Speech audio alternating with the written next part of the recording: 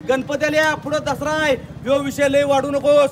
लवकरात लवकर आमच्या गावचा हत्ती, आमची माधुरी, आमचा जीव, लहान मुलांचं प्रेम, सगळ्याच्या सगळं लवकरात लवकर हत्तीचं आलाच पाहिजे।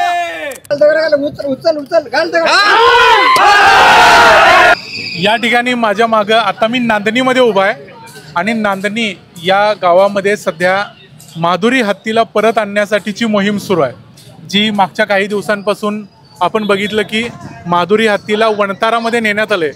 तिला परत आणण्यासाठी गावातल्या लोकांनी आता स्वाक्षरीची मोहीम चालू केलेली आहे। या स्वाक्षरीच्या मोहिमेबद्दल आपण जाणून घेऊया, इथल्या लोकांच्या प्रतिक्रिया देखील विचारूया। आज कशाबद्दल एवढ्या मोठ्या संख्येने लोक इथं सहीसाठी उभा राहिलेत, काय भावना आहे तुमची आणि काय अपेक्षा आहे तुमची? एखाद्या घरातल्या कौटुंबिक सदस्यावर अन्याय होऊन जर का त्या सदस्याला कुटुंबापासून विभक्त करत असेल तर ते कुटुंब काही शांत होणार नाही, तर ते कुटुंब काही शांत बसणार नाही। म्हणून हा कुटुंबाचा उद्रेक आहे।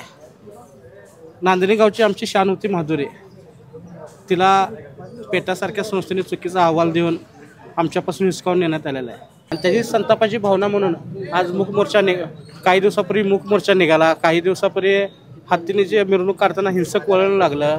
आता ही सह्यांची मोहीम आहे। ह्याच्यानंतर सुद्धा आणखीन थोडा मोठा उद्रेक होऊन लोकशाहीच्या मार्गाने आणि अहिंसेच्या मार्गाने वेगवेगळे आंदोलन करून माधुरी हत्ती आमच्या गावात परत कशी येईल यासाठी आम्ही सर्व लोकप्रतिनिधी, सर्व गावकरी प्रयत्नशील आहोत। तुम्हाला कितपत विश्वास वाटतोय की तुमच्या या मोहिमेला यश मिळणार आणि 100% तुम्ही हत्ती परत आणणार, याबद्दल तुम्हाला विश्वास आहे? गावकऱ्यांचं काय म्हणणं आहे? सगळ्यांनी एक सुरानं सांगा की लोकांचं काय म्हणणं आहे, हत्ती यायलाच पाहिजे?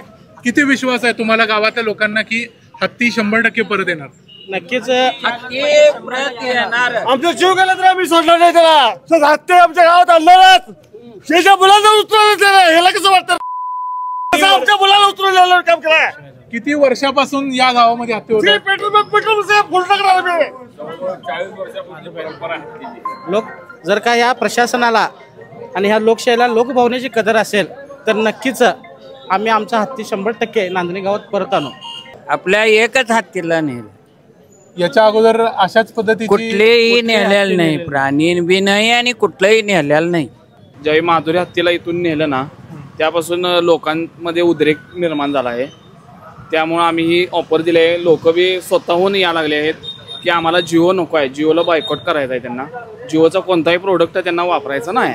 संपूर्ण नांदणीच्या आजूबाजूला पण मी बघतोय, प्रत्येक आजूबाजूच्या गावांमध्ये पण लोकांना जिओ नको आहे। अनेक लोक फोन करून पण सांगतायत जिओला की आम्हाला कार्ड पोर्ट करायचं आहे। तुम्ही इथं मला असं दिसतंय की तुम्ही ऑफर पण देताय। हो, तुम्ही फक्त पोर्ट करत नाही आहे तर लोकांना त्याच्याबरोबर गिफ्ट पण देताय। काय गिफ्ट देताय तुम्ही सध्या? आम्ही सध्या आता लोकांचा जर बॅलेन्स असेल तर आम्ही 2 महिन्याची ऑफर त्यांना देत आहे, बॅलेन्स नसेल तर 1 महिन्याची ऑफर देत आहे। सोबत त्यांना एक मग देत आहे, त्यावर त्यांना आम्ही प्रिंट करून देत आहे। माधुरी हत्तीचं चित्र आहे ते प्रिंट करून देत आहे आम्ही। नांदणी या गावामध्ये जिओ या कंपनीबद्दल, अंबानींच्या कंपनीबद्दल एवढ्या मोठ्या प्रमाणात आक्रोश आहे। आता सध्या इथं जिओचे मोबाईल्स आणि जिओचे कार्ड यांचं फोडण्याचं काम केलं जातंय। तुम्ही तुमच्या व्हिडिओवर आता पाहू शकताय।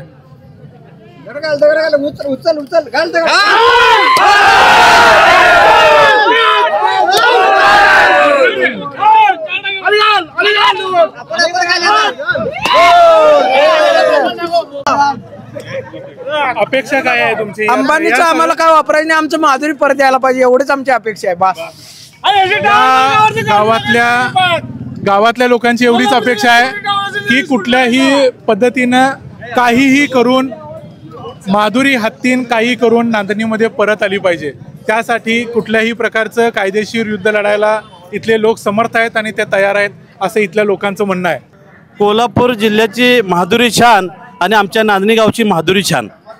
मित्रांनो, ज्यापासून आमची माधुरी गेली तेव्हापासून आम्हाला काय कर्म नाही झाले आणि जेवणावरती मन हे लागणं झालं आमचं नांदणीकरांचं, देशमुखकरांचं, आमच्या शिरोळ तालुक्यामधलं कोणाचंच। आणि अंबानी साहेबांना आम्हाला आमची एक विनंती आहे, आमची ही माधुरी जी हत्ती आहे ती आम्हाला प्रामाणिकपणे तुम्ही आणून द्या, जसं नेला तसं आमची माधुरी आम्हाला आणून द्या, हीच आमची प्रार्थना आहे। हत्तीबद्दल आता वंतारातर्फे असा एक व्हिडिओ प्रदर्शित केला गेला आहे की ज्याच्यामध्ये त्यांनी सांगितलं की हत्तीच्या पायामध्ये 2-3 फ्रॅक्चर आहेत, त्याच्यामध्ये काही इनकम्प्लीट फ्रॅक्चर आहेत, त्याशिवाय हत्तीला चेन न बांधून ठेवल्यामुळे हत्तीला भरपूर त्रास झाला आहे। या सगळ्या गोष्टींबद्दल, गावात हत्तीची परंपरा कशी होती, हत्ती इथं कसा फिरायचा, तो फिरत राहायचा की त्याला एका ठिकाणी बांधून घातलं जायचं, कसा असायचा हत्ती जेव्हा इथं होता तेव्हा? आता एक तर सगळ्यात पहिला तुम्हाला सांगतो, हा माधुरीचा विषय महाराष्ट्रात एवढा पेटला आहे की एकंदरीत वनतरावाली घाबरल्यात. महाराष्ट्र आणि कोल्हापूर जिल्ह्यात जे वातावरण तयार आहे की नाही, आता त्यांना एक पॉझिटिव्हिटी तयार करायचं आहे माधुरीबद्दल, त्यांना सिंपती हवी आहे. त्यामुळे त्यांनी ते सगळे व्हिडिओ वगैरे करून त्यांच्यावर पोस्ट करत आहेत. आणि कोल्हापूर जिल्हा हा काय करतोय हे प्राडानं बघितलंय. आता हे माधुरीबद्दल व्हायला नको म्हणून वनतरावाली घाबरलेत आणि त्यांना माधुरीबद्दल सिंपती हवी आहे. त्यासाठी हे माधुरीबद्दल त्यांनी व्हिडिओ करून सगळीकडे अपलोड करून बॅलन्सिंग करण्यासाठी थोडक्यात ते व्हिडिओ वगैरे टाकलेत की नाही. माधुरी ही आमच्या गावात दररोज कमीत कमी 8 ते 10 किलोमीटर फिरत होती.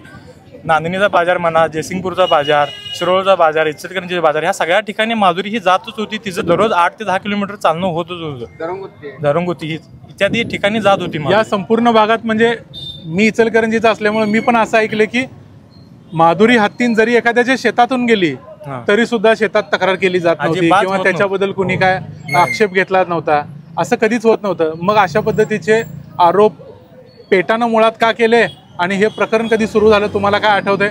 हे सगळं राजकारणच झालेलं आहे. एकंदरीत त्यांना वनतराला 2019 पासून हे विषय चालूच आहे. 2023ला काहीतरी कोर्टात लिगलीरित्या केस झालेली आहे.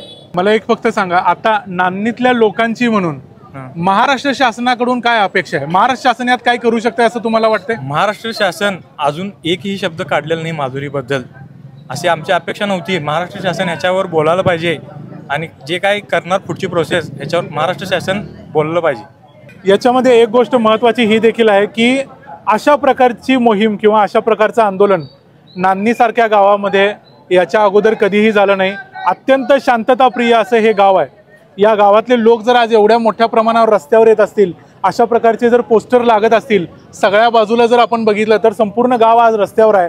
हे सगळं जर होत असेल तर शासनानं याचा फेरविचार करायला हवा आणि स्वतः महाराष्ट्राच्या मुख्यमंत्र्यांनी काहीतरी भूमिका घ्यायला पाहिजे आणि या विषयाला तडा द्यायला पाहिजे.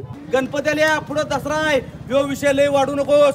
लवकरात लवकर आमच्या गावचा हत्ती, आमची माधुरी, आमचा जीव, लहान मुलांचं प्रेम, सगळ्याच्या सगळं लवकरात लवकर हत्तीचं आलाच पाहिजे.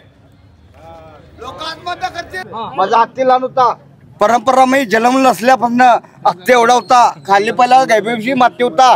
आमची परंपरा चाललेली आहे, परंपरा राहणारच. आमचा हत्ती कवा आम्हाला आगापणा केला नाही, आशीर्वाद देत होता. पाणी आंघोळ स्वतः नदीकडे जाऊन करत होता. कारण हत्ती नेला काय हे सरकार ज्या विचारलं पाहिजे. सरकारनं काय करायला पाहिजे तुम्हाला असं? काय नाही, बघा आमचा हत्ती चांगला होता, आमचा हत्ती आणून द्या, सुखरूप आहे तो.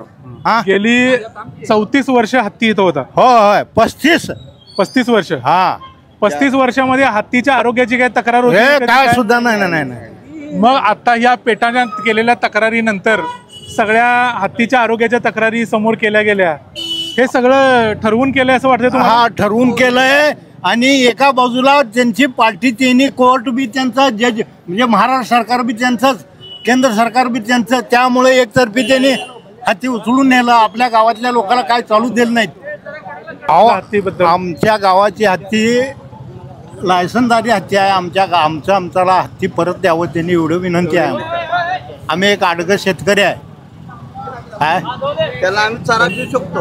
आज जमीन त्याचं काय थोडं आहे काय, असं का करलाय? चारा आम्ही देऊ शकतो. चारा देऊ शकतो.